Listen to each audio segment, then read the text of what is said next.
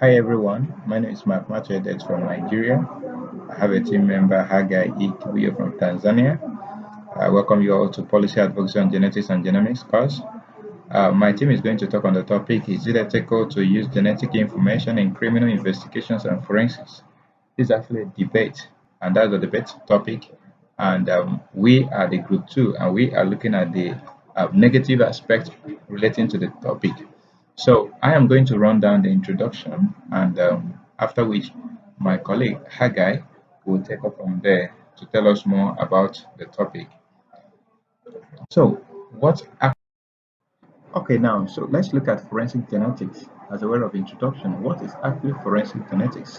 When we are talking about forensic genetics, we are talking about the use of DNA analysis to identify criminal cases, victims, or suspects that we have suspected to have partaked in a criminal case, or even having to derive someone's biological relationships.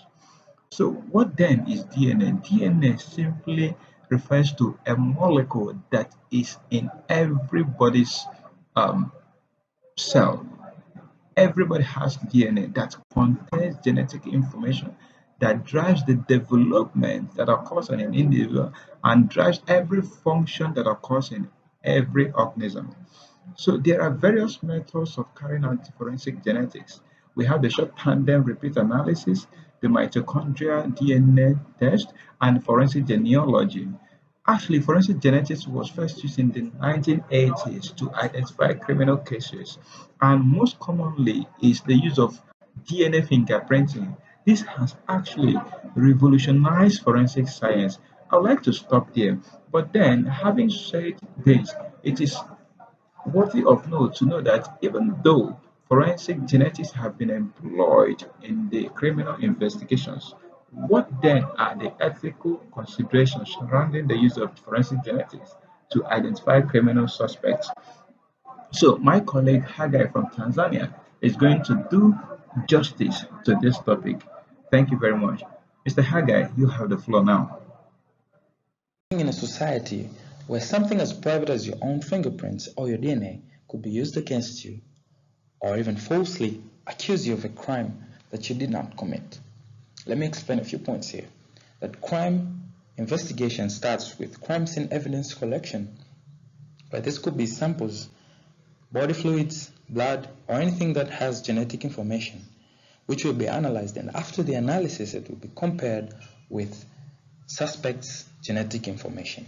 And in cases where suspects are not yet identified, it will be just run against the database to just find a possible match. This raises a whole lot of questions, and we ask ourselves, does security come at an expense of justice and privacy? Well, we'll talk about the negative aspects of using genetic information in forensics and the need for caution in this quick developing profession in Africa. And so we argue with the following points. DNA information goes beyond just identification because genetic information is not as cheap as it is taken. It contains powerful medical information and powerful biological information, which in wrong hands could be used as biological weapons. And it raises a lot of biosecurity issues on the access of one's genetic information. Also, lack of consent and ethical violation. It is unethical to access anyone's information without consent. And as powerful as genetic information, it should only be accessed where there is consent, which is not often done. How often do we see the investigating bodies ask for consent to access the genetic database which they own it themselves? How often do we see the investigating bodies ask for consent to access the suspects? Not often. Is it ethical? No. Unlimited access to genetic database raises a potential to loss of data and misuse, and this raises a lot of concerns in biosecurity. We ask ourselves, who is responsible for these databases?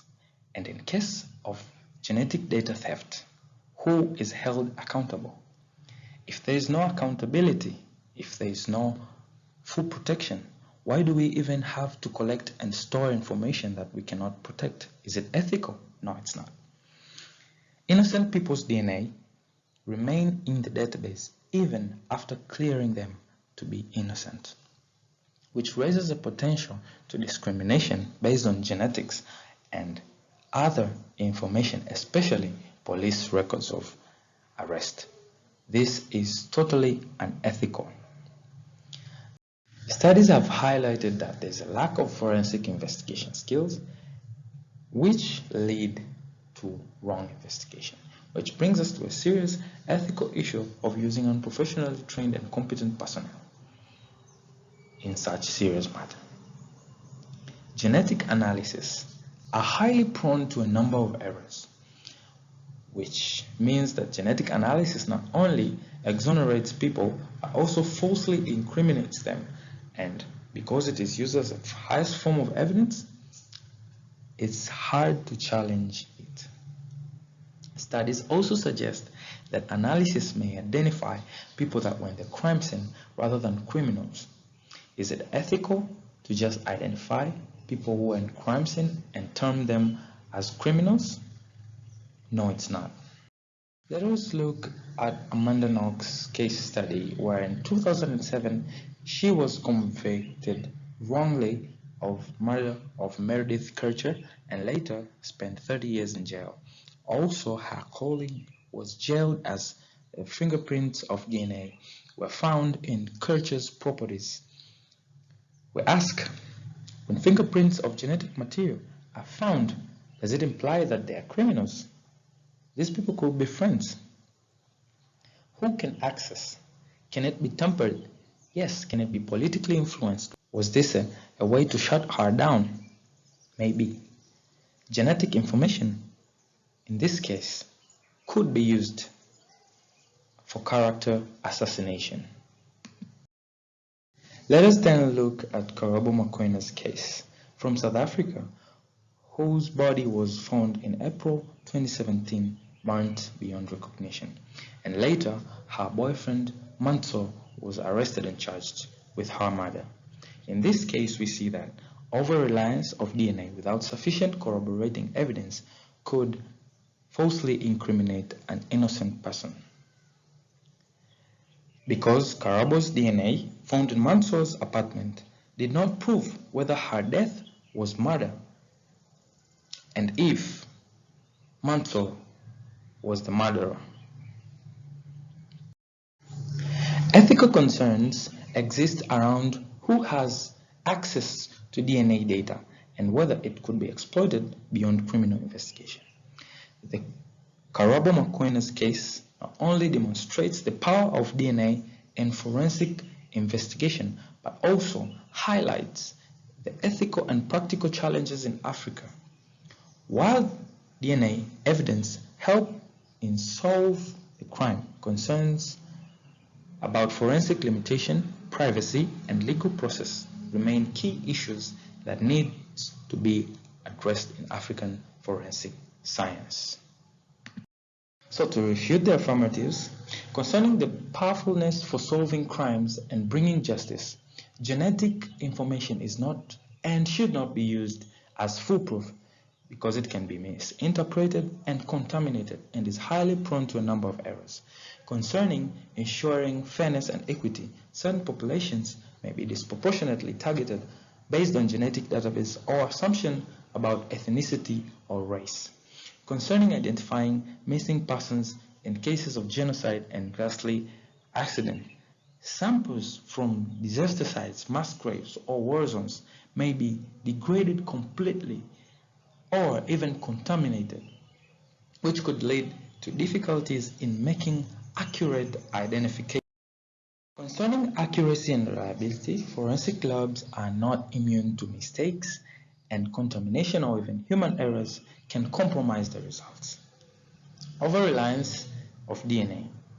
Forensic science should not be reduced to solely relying on genetic evidence without corroborating evidence or facts. Concerning solving murder and genocide, false positives can also occur And there's also a limitation on the richness of African genomic databases. Conclusively, ethical concerns surrounding the use of genetic information in forensics are valid, but can be effectively addressed through strong legal frameworks, legal protocols, and clear protections of privacy and consent. Rather than abandoning this powerful tool, we should focus on enhancing oversight and ensuring that it is used ethically, equitably, and with respect for individual rights. Once again, thank you and welcome for questions or any concerns. Welcome.